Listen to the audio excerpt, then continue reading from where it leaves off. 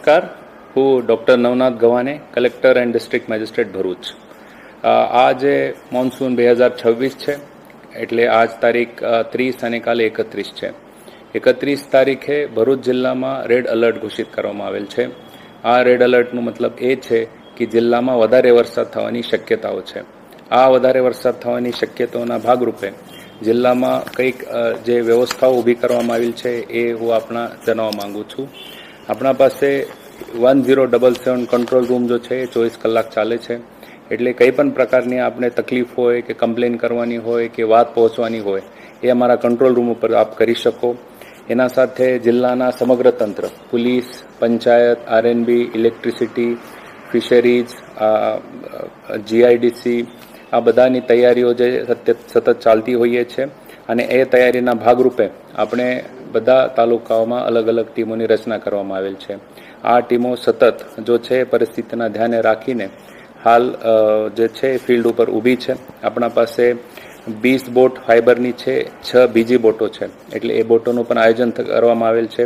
એનડીઆરએફની ટીમ આપણા અહીંયા ડેપ્યુટ કરવામાં આવેલ છે. એના સાથે એસડીઆરએફની ટીમ પણ આપણા પાસે ઉપલબ્ધ છે. એની જે વહેંચણી છે ડિસેન્ટ્રલાઇઝ એ પણ આપણે નર્મદાની ઉત્તર દિશાના અને નર્મદાની દક્ષિણ દિશામાં આપણે કરવામાં આવેલ છે.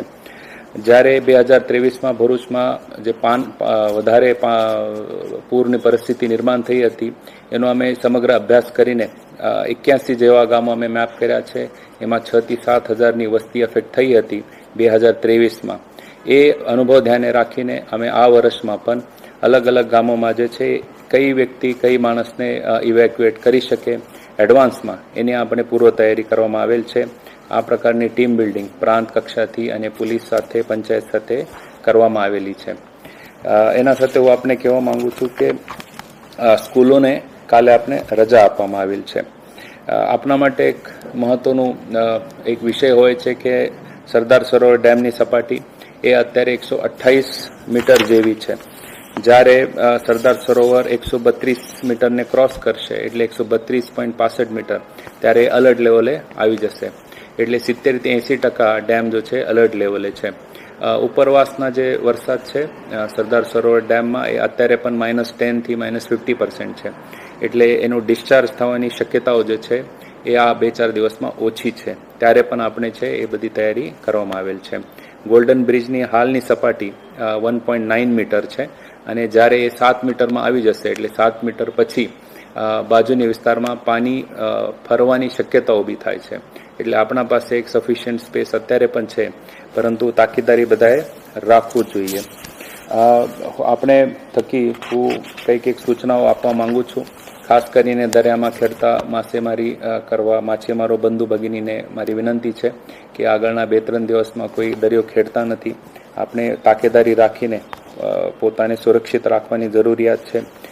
બિનજરૂરિયાત ઘરની બહાર જવાનું નહીં. નદી પાસ હોય કે ખાડીનો નજીકનો એરિયા હોય કે કોઈ પાણીની જગ્યા હોય ત્યાં ખાસ કરીને નાના બાળકો હોય એને ધ્યાન રાખવું જરૂરી છે.